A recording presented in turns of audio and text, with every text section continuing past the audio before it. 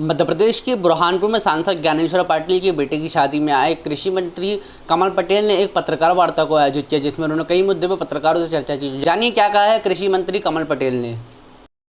उनके अस्थि समाधि स्थल पर नमन किया, उनको नमन किया और आपके बीच में आया। भारतीय जनता पार्टी के कार्यालय में आप सबका स्वागत है। पूछो आप आपकी तरफ से भी बताइए। आपको कोई बात रखना हो तो आप रख दीजिए, फिर हम पूछते हैं। भारतीय जनता पार्टी पूरे देश के अंदर जनता का दिल और विश्वास जीतकर प्रधानमंत्री नरेंद्र मोदी जी के और जगत प्रकाश नड्डा जी राष्ट्रीय अध्यक्ष जी के नेतृत्व में और मध्य प्रदेश में माननीय मुख्यमंत्री शिवराज सिंह जी और प्रदेश अध्यक्ष वी डी शर्मा जी के नेतृत्व में हमने जनता का दिल जीता है, विश्वास जीता है और आत्मनिर्भर भारत का जो संकल्प है प्रधानमंत्री जी का, उसको पूरा करने में सरकार लगी हुई है। मैं कृषि मंत्री हूँ, मुझे बताते हुए संतोष है कि इन 2 वर्षों के अंदर हमने मध्य प्रदेश के किसानों के लिए नीतियों में परिवर्तन करके और प्रधानमंत्री जी का जो संकल्प है किसान की आय 2 गुना होना चाहिए, उसको करने में सफलता हासिल की है। कांग्रेस की 15 महीने सरकार रही, राहुल गांधी जी, सोनिया गांधी जी, कमलनाथ जी, दिग्विजय, सब ने, कांग्रेस के नेताओं ने जनता के साथ धोखा किया था। चुनाव घोषणा पत्र वो पहले लाते रहे लेकिन पूरी नहीं की घोषणा, तो घोषणा पत्र पर विश्वास उठ गया, तो उन्होंने षड्यंत्र करके वचन पत्र लेकर आए और कहा कि किसानों का 2 लाख का कर्जा माफ़ कर देंगे 10 दिन के अंदर, नहीं तो मुख्यमंत्री बदल देंगे। महिलाओं का समूह का कर्जा माफ़ करेंगे, चाहे प्राइवेट बैंक की हो या सरकारी हो। युवाओं को बेरोजगारी भत्ता देंगे, चाहे ढोर चलाने वाला हो, 4000 रोजगार देंगे, नहीं तो बेरोजगारी भत्ता देंगे। महिला बुजुर्गों को, दिव्यांगों को 1000 पेंशन करेंगे, दैनिक वेतन को रेगुलर करेंगे। हर वर्ग को उन्होंने वचन देकर जैसे तैसे सत्ता हासिल कर ली, लेकिन सत्ता में आने के बाद एक भी वचन पूरा नहीं किया और सिवा मध्य प्रदेश को लूटने और भ्रष्टाचार के कुछ किया नहीं हुआ। वल्लभ भवन को कमलनाथ जी की सरकार ने भ्रष्टाचार का अड्डा बना दिया था और इसलिए प्रदेश के अंदर हाहाकार मचा, लोगों की बददुआएं लगी और कमलनाथ की सरकार गिरी और भारतीय जनता पार्टी की सरकार पुणे बनी, कमल खिला शिवराज सिंह चौहान जी के रूप में। और 15 महीने में किसानों का 1 रुपये का बीमा नहीं दिया, उल्टा किसानों को जब बीमा होता था स्केल ऑफ फाइनेंस का 100%, जितना केसीसी होता था उतना बीमा होता था, इन्होंने 75% कर दिया ताकि प्रीमियम स्टेट गवर्नमेंट को कम जमा करने, 1 रुपया प्रीमियम भी जमा नहीं किया। इसलिए 15 महीने में 18 का 19 का बीमा नहीं मिला, लेकिन जैसे ही सरकार आई शिवराज सिंह जी ने 1 सप्ताह के अंदर 2200 करोड़ रुपये प्रीमियम प्रदेश की तरफ से, किसानों की तरफ से प्रदेश सरकार ने जमा किया। फिर 2200 करोड़ सेंट्रल गवर्नमेंट ने जमा किया दूसरे दिन, और इस प्रकार किसानों को हमने उस समय 9388 करोड़ रुपये बीमा दिया, जो कांग्रेस ने रोक रखा था। वो बीमा 9388 की जगह 2000 करोड़ और मिलता अगर स्केल ऑफ फाइनेंस 100% रहता, जो भाजपा सरकार में था, लेकिन 75% करने से 25% राशि कम मिली है। 2000 करोड़ पाप किया कमलनाथ जी ने। इसलिए हम मांग करते हैं कि कांग्रेस पार्टी या तो अपने पार्टी से दे, नहीं तो कमलनाथ जी अपनी कंपनी से दें, क्योंकि किसानों के साथ ये धोखा हुआ। पूरे देश में कहीं नहीं हुआ जो इन्होंने किया धोखा।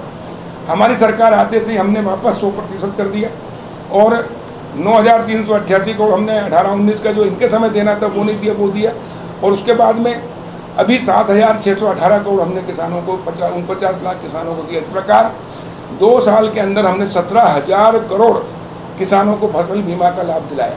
RBC 6-4 में दिया, किसान सम्मान निधि 2-2 हज़ार करके 6000 भारत सरकार प्रधानमंत्री नरेंद्र मोदी जी दे रहे हैं। 2-2 हज़ार करके 4000 किसान कल्याण निधि, मुख्यमंत्री किसान कल्याण निधि मुख्यमंत्री शिवराज जी के नेतृत्व में हम दे रहे हैं। इस प्रकार 10,000 रुपये प्रति वर्ष प्रति किसान हम दे रहे हैं, जिससे छोटा किसान जो 86% है, 1,04,000 किसान है मध्य प्रदेश में, उसमें से 86 लाख किसान 5 एकड़ से छोटे हैं।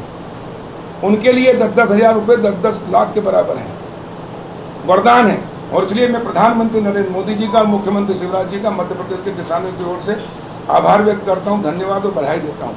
और प्रधानमंत्री जी का जो संकल्प है कि 2022 तक किसान की आय हमको 2 गुना करना है, उसमें देश में अग्रणी प्रदेश रहा है मध्य प्रदेश। हमने चना, सरसों, मसूर, गेहूं के पहले आता रबी में, लेकिन खरीदी जाती थी मई में।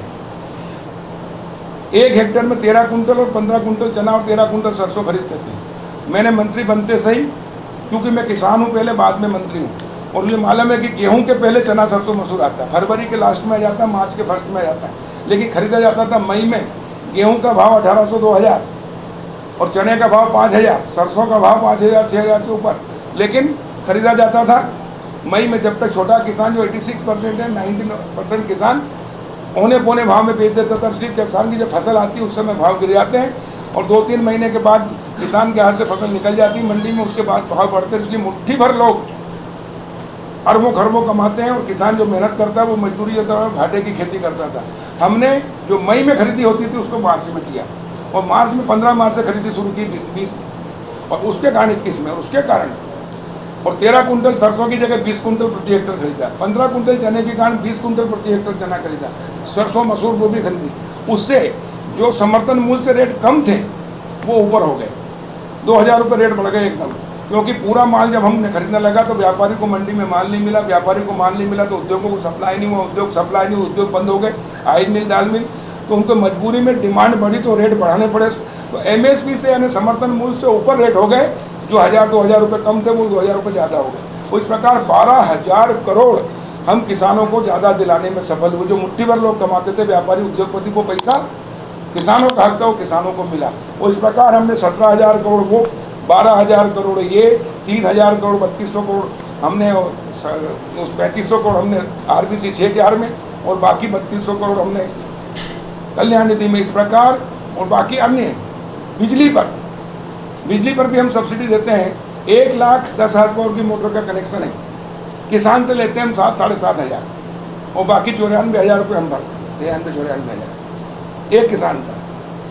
और उसके कारण लगभग 1,80,000 करोड़ रुपए हमने किसानों को इन 2 सालों के अंदर खातों में जमा किए, जिसके कारण मध्य प्रदेश का किसान आत्मनिर्भर हुआ, घाटे की खेती से उभरा है, और किसान की आय दोगुना करने में हम सफल हुए हैं, और देश का पहला राज्य है जो मध्य प्रदेश। दूसरा, गांव शहर मिलकर देश बना।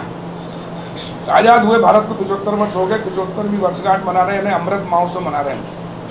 लेकिन आज़ादी के बाद से गांधी जी कहते थे असली भारत गांव में बसता, गांव के विकास से देश का विकास होगा। लेकिन गांव का जो गांव आबादी में है उनका मालिकाना हक नहीं मिला। 6.5 लाख गांव है देश के अंदर।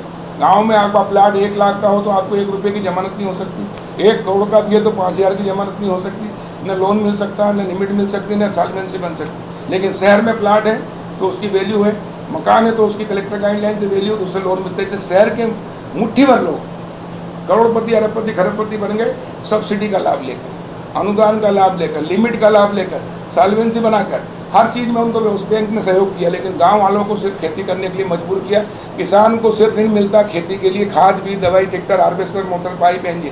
अगर किसान सोचे कि मैं आलू पैदा करता हूँ और आलू की चिप्स 500 रुपये में खरीद रहा हूँ, आलू मेरा 5 रुपये 10 रुपये किलो 2 रुपये किलो बिक रहा है, तो मैं क्यों ना आलू की चिप्स की फैक्ट्री लगा लूँ। अगर वो बैंक में जाएगा, वो कहेगा मेरी ज़मीन 1 करोड़ की है, मुझे 10 लाख का लोन ले लो, आलू की फैक्ट्री बैंक लोन नहीं देगी, बोलेगी आपके नाम पे नहीं, और खेती की ज़मीन को हम उद्योग के लिए नहीं दे सकते हैं, और इसलिए किसान की खेती घाटे की रही। लेकिन प्रधानमंत्री नरेंद्र मोदी जी ने स्वामित्व योजना लेकर आए हैं, ड्रोन कैमरे से सर्वे हो रहा है, अब गाँव की प्रॉपर्टी का भी मालिकाना हक होगा, फ्लैट का भी हक होगा, गरीबों के मकान भी बनेंगे। तो अब वो बैंक से लोन लेना, जमानत कराना और लिमिट लेना, तो ताकि वो खेती के साथ अब व्यापार व्यवसाय उद्योग भी कर सकेंगे, और इससे गांव आत्मनिर्भर होगा, गांव से पलायन रुकेगा, बेरोजगारों को रोजगार मिलेगा और 2 हाथ को काम मिलेगा। तो भारत आत्मनिर्भर बनेगा, गांव आत्मनिर्भर होगा, बेरोजगारी दूर होगी, गरीबी दूर होगी, भारत पुनः सोने की चिड़िया बनेगी। तो ये आज़ाद भारत में पहले प्रधानमंत्री नरेंद्र मोदी जी, जिन्होंने गांव की आबादी का मालिकाना हक दिया, ने गांधी जी के सपने को साकार किया। इसलिए सच्चे गांधीवादी कोई है इस देश में तो प्रधानमंत्री नरेंद्र मोदी जी। कांग्रेस ने नकली गांधी बनकर 60 साल राज किया, लेकिन गांधी के सपनों को साकार नहीं किया। आप ये बताइए कि जो फसल बीमा की आप बात कर रहे हैं, यहाँ के जो केला किसान हैं वो पिछले कई वर्षों से फसल बीमा का लाभ की मांग करते आ रहे हैं, लगातार ज्ञापन दे रहे हैं, शिकायत में अब तो उन्होंने उग्र आंदोलन करने की कल चेतावनी भी दे रही है, उसको लेकर आप क्या करेंगे? देखिए, ये हॉर्टिकल्चर में आता है, लेकिन हम कोशिश करेंगे कि केले का भी फसल बीमा में शामिल किया जाए। अभी जो फसल बीमा में है योजना है उसमें गेहूँ, चना, सरसों, मसूर, आपका कपास। देखो, गेहूँ खरीफ में 2% हम किस्त लेते हैं किसान से। 1 लाख रुपए का KCC लिया तो 2,000 किसान से लेते हैं, लेकिन 15% पे अगर वो होता है बीमा तो 6.5% स्टेट गवर्नमेंट देती है, 6.5% सेंट्रल गवर्नमेंट, यानी 1 लाख पर 13,000 प्रदेश और केंद्र सरकार देती है किसान की ओर से प्रीमियम। किसान 2,000, रबी में 1,500 रुपये लेते हैं 1 लाख पर, और बाकी राशि प्रदेश और केंद्र सरकार देती है। और कपास के ऊपर 5% रहता है, 5 रुपये, बाकी का अगर 25% और 20% राशि देती तो करोड़ों रुपया सरकार किसानों को सब्सिडी देकर बीमा कराती। खाली 1.5-2% बीमा नहीं होता। वो केला चूँकि उद्यान की फसल है, इसमें चूँकि रिस्क ज़्यादा है, और इसलिए किसान को वाकई में बीमा का क्लेम मिलना चाहिए। इसके लिए हम बात करेंगे और कोशिश करेंगे कि केले का भी बीमा हो। पहले होता था केले का बीमा, क्यों नहीं होता? पहले केले का बीमा होता था, अब क्यों नहीं होता? हम तो उस पर प्रयास करेंगे ना, उद्यान की विभाग से संबंधित है, लेकिन हम बात करेंगे। आप ये बताइए, राज्य में जो अघोषित विद्युत कटौती हो रही है 8 से 10 घंटे, 5-5, 6 घंटे, उससे यहाँ के किसान लोग परेशान हैं, उसको दूर करने के लिए कैसे क्या प्रयास है? उसके लिए देखिए, अभी कोयले का संकट है, उसको दूर करने के लिए प्रदेश सरकार केंद्र सरकार से बात कर रही है, और हम पूरा प्रयास कर रहे हैं। अभी हमने कटौती पर कंट्रोल किया है। और देखिए, ये कांग्रेस के समय तो बिजली आती नहीं थी, लेकिन हमने फीडर सेपरेशन करके गांव में 24 घंटे बिजली और किसानों को 10 घंटे बिजली दे रहे हैं। अभी भी हम 10 घंटे बिजली देने का प्रयास कर रहे हैं, लेकिन अभी गर्मी है। दूसरा, तीसरी फसल भी बड़े पैमाने पर मध्य प्रदेश में बोई गई है। अभी हमारे नर्मदापुरम और हरदा में मूंग की फसल चल रही 60 दिन की, दवा डैम का पानी छोड़ा है, उसके कारण मोटरें 6,000 मोटरें तो हमारे हरदा में भी बिकी है। तो उसके कारण डिमांड बहुत ज़्यादा बढ़ गई है, और डिमांड बढ़ने से, तीसरी फसल होने से किसान की आय भी बढ़ रही है, और इसलिए बिजली का थोड़ा सा संकट है, लेकिन हम उसको पूरा कर रहे हैं और 10 घंटे बिजली दे रहे हैं। सर, आप भारत को आत्मनिर्भर की बातें कर रहे हैं कि हम आत्मनिर्भर बना रहे हैं युवाओं को। आज ये कंडीशन है, बुरहानपुर की रोजगार की, लालबाग की जीवन रेखा कही जाने वाली ताप्ती मिल पिछले 2.5 साल से बंद पड़ी हुई है। उसको चालू करने के लिए सरकार ने कोई प्रयास नहीं किया, क्योंकि आज कितने ही लोग, लड़के युवा बेरोजगार होकर इधर उधर भटक रहे हैं और अपराध की राह पकड़ रहे हैं। तो उसको लेके कोई देखिए भाई, मेरी बात सुनिए, इस सरकार ने, प्रधानमंत्री नरेंद्र मोदी जी के नेतृत्व में पथ विक्रेता जो है ना, जो ठेले वाले हैं, वो जो घूमचे वाले हैं, खोमचे वाले हैं, बनबूटी लगाते हैं, इनको सबको हमने बगैर ब्याज का 10-10 हज़ार दिया। सुनो मेरी बात सुनो, बड़े पैमाने पर दिया है उनको रोजगार। वो लोग जो है 1,000 रुपये लेते थे साहूकार से, तो 900 ही मिलते थे। शाम को 1,000 देना पड़ता था, भले उसका घाटा हो या नुकसान हो। आज वो ब्याज के मुक्त हो गया, साहूकार से मुक्त हो गया। 10,000 उसने दे दिया तो 20,000 कर दिया, 20,000 चुका दिया तो 40,000 कर दिया, 50,000 कर दिया। प्रधानमंत्री जी के पत्र भी आए, कार्ड सही सब लोगों ने। इसके लिए हम रोजगार देने का काम करते। दूसरा, हमने कहा ना, गाँव की आबादी का मालिकाना देके हम इंडस्ट्री, छोटे छोटे कुटीर उद्योग लगाएंगे, गाँव के लोगों को रोजगार मिलेंगे तो हाथ को काम मिलेगा। और बाकी इंडस्ट्री जो बंद है उसके बारे में भी विचार करके बात करेंगे मुख्यमंत्री जैसे कि यहाँ इंडस्ट्री होना चाहिए, और उसके लिए लगे हुए हैं। MSME में लघु से मध्यम उद्योग जो है उसके लिए भी प्रयास कर रहे हैं। और सिर्फ सरकारी नौकरी से रोजगार नहीं मिल सकता पूरा, बेरोजगारी अगर दूर होना है तो 2 हाथ को काम देना पड़ेगा, और उसके लिए कृषि पर आधारित उद्योग लगाने पड़ेंगे। देखिए, हमारा गाँव के ऊपर आधारित देश है, कृषि प्रधान देश है, 70% लोग गाँव में रहते हैं। अगर हम कृषि आधारित उद्योग लगा देंगे, उसके लिए 1 लाख करोड़ रुपए का फंड कृषि आधारभूत ढांचे के विकास के लिए प्रधानमंत्री जी रखा है, जिसमें 3% ब्याज की छूट है, बाकी 40% सब्सिडियाँ भी मिलेंगी इंडस्ट्री। अब किसान का बेटा एक खेती करेगा तो दूसरा उद्योग लगाएगा, व्यवसाय करेगा और उसमें रोजगार देगा। सर, इस सवाल का जवाब ये नहीं था, उन्होंने कहा था कि ताप्ती का बोल तो दिया मैंने, करेंगे प्रयास। आप ये बताइए, मंडी के अंदर जो किसान आ रहे हैं उनको 2 से 3 दिन लग रहा है अपने चने की फसल को बेचने के लिए। मंडी में व्यापारियों ने अपना शेयर और माल रखा, मंडी में नहीं आ रहे। समर्थन मूल्य पर भारत सरकार नेफेड के माध्यम से खरीदी करती है, कृषि विभाग उसमें एजेंसी है। हमने जितने भी वेयर हाउस हैं उनको सेंटर बनाया है, और हमने उसके लिए विस्तार कर दिया है ज़्यादा से ज़्यादा, ताकि 5 किलोमीटर के रेडियस में किसानों को 10 किलोमीटर के रेडियस में बेचने आए। और समर्थन मूल्य पर हम खरीद रहे थे। मंडी के अंदर भाव है 44-45 रुपये औसत, और समर्थन मूल्य है 5230 रुपया, तो 700 रुपये का अंतर है। कोई मंडी में नहीं ला रहा किसान चना, पूरा चना समर्थन मूल्य पे आ रहा है। हम SMS के माध्यम से उनको समर्थन मूल्य पर खरीदी कर रहे हैं, और पूरी खरीदी करेंगे, चिंता करने की जरूरत नहीं। हमने पहला जो जितने SMS थे वो पूरा कर दिया, दूसरा तीसरा भी आ रहा है। पहले 25 कुंटल की सीमा थी, वो हमने हटवा के 40 कुंटल कर दी। एक ट्राली में 40 कुंटल आता है, तो 2-2 बार आना पड़ता था, डीजल जलता था, टायर घिसते थे। मैंने भारत सरकार में खुद दिल्ली गया, कृषि मंत्री से और अधिकारियों से मीटिंग करके कन्विंस करा के आया और 40 कुंटल कराया। अब 40 कुंटल पहले SMS में खरीदा, फिर दूसरे में 40, फिर तीसरे में 40, ऐसे करके सभी किसानों का हम पूरा खरीदेंगे। लेकिन ये बात सही है कि जितने सेंटर हैं उस पर किसान आता है तो तुलते हाथ से हैं, 50-50 किलो पेटी तो लाइन लगेगी, लेकिन हम पूरे किसानों का चना खरीदेंगे। किसी किसान को चिंता करने की जरूरत नहीं, जितना उनका पंजीयन है वो पूरा खरीदेगी समर्थन मूल्य पर, ताकि किसान को फसल का उचित मूल्य मिले। 2-2 किलो से अधिक चना सिर्फ सैंपल के नाम पे किसानों का ले लिया जाता है सैकड़ों गाड़ियों में से बुरहानपुर की सोसाइटियों के अंदर। मेरे पास आ चुके सर लोग, मेरे को आप शिकायत करो, मैं कार्रवाई कर दूंगा तत्काल। दूसरा एक निवेदन ये था कि जैसे भी सुप्रीम कोर्ट का आदेश है OBC आरक्षण को, उसको लेके चुनाव की प्रक्रिया होगी क्या, ऐसा लगता है?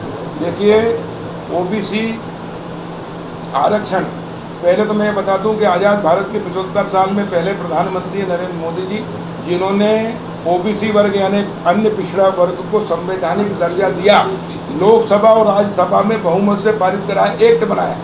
कांग्रेस ने 50 साल राज किया, लेकिन OBC को संवैधानिक दर्जा नहीं दिया। जिस प्रकार अनुसूचित जाति, अनुसूचित जनजाति को संवैधानिक दर्जा है, OBC को नहीं था।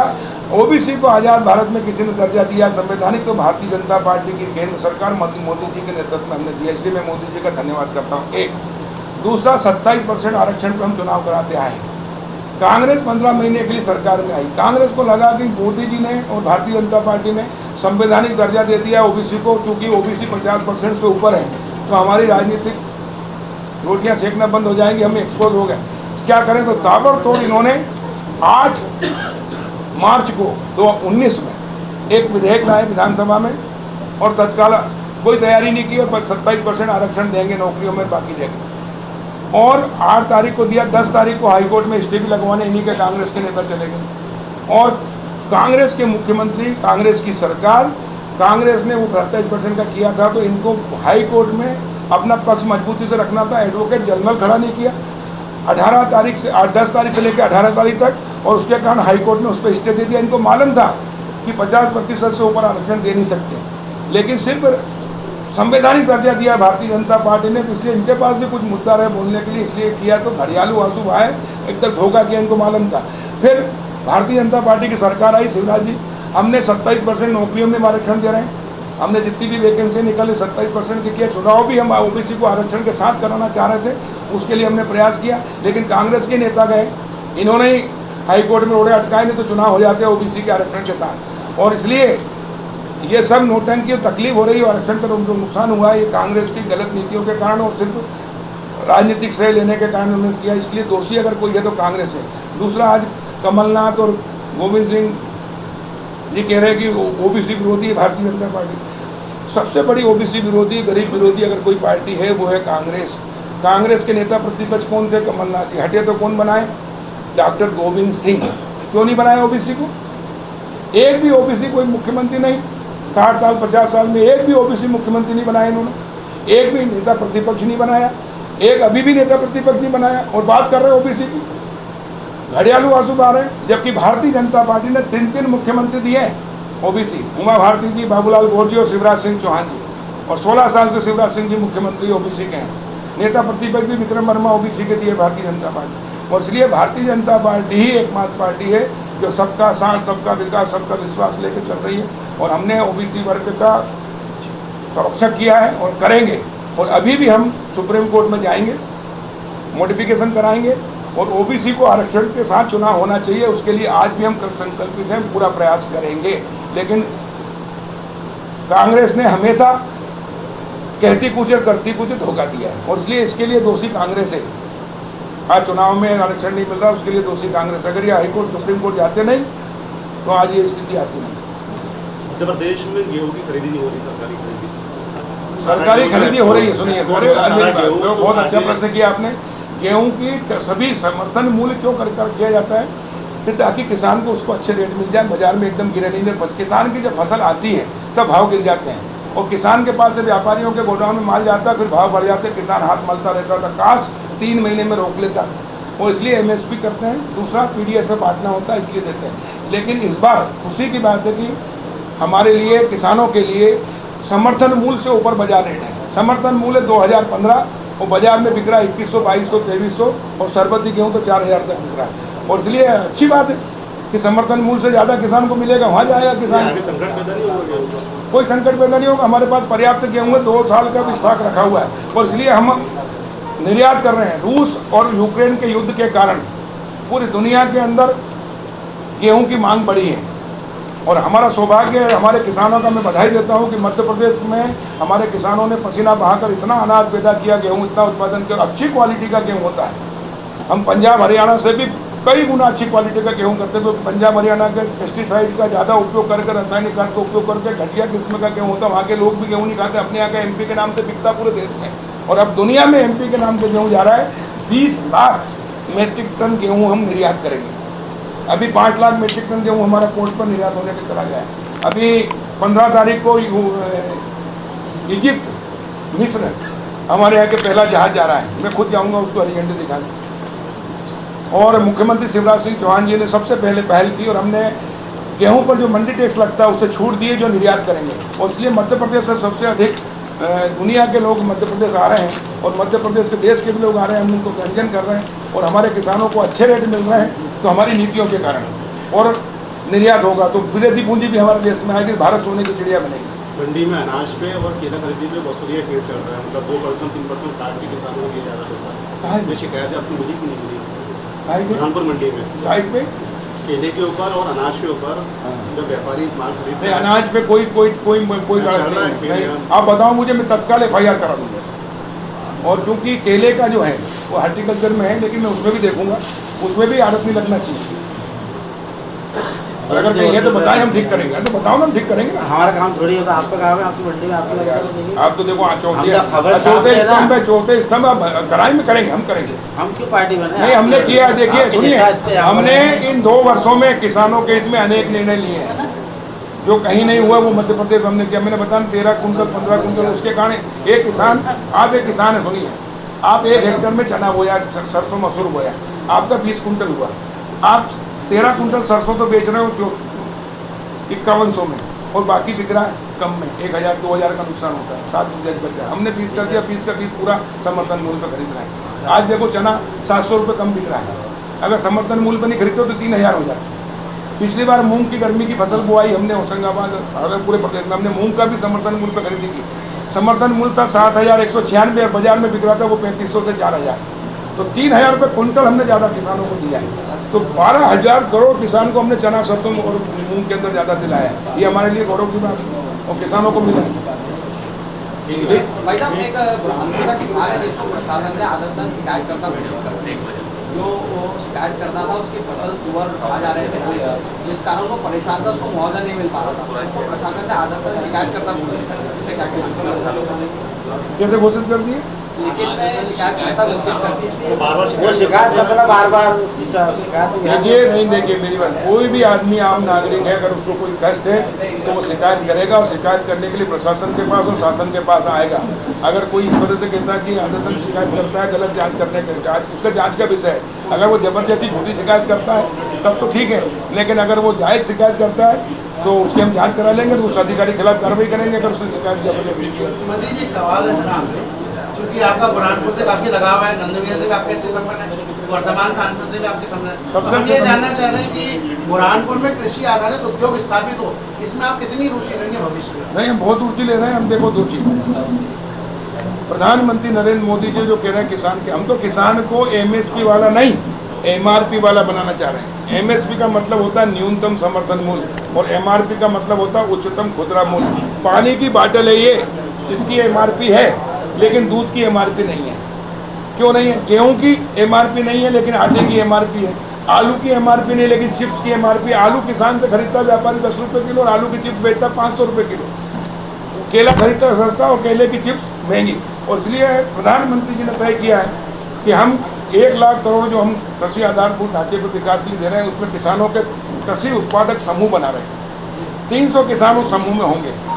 वो समूह बनने के बाद में उसका एक अध्यक्ष, सचिव, कोषाध्यक्ष होगा और वो किसान मान लो केले लगाने 300 किसान तो 1000-2000 एकड़ में केले लगाए। वो केला के लिए हम उनको खाद, बीज, अच्छी क्वालिटी का बीज, अच्छी खाद, अच्छी दवाई देंगे।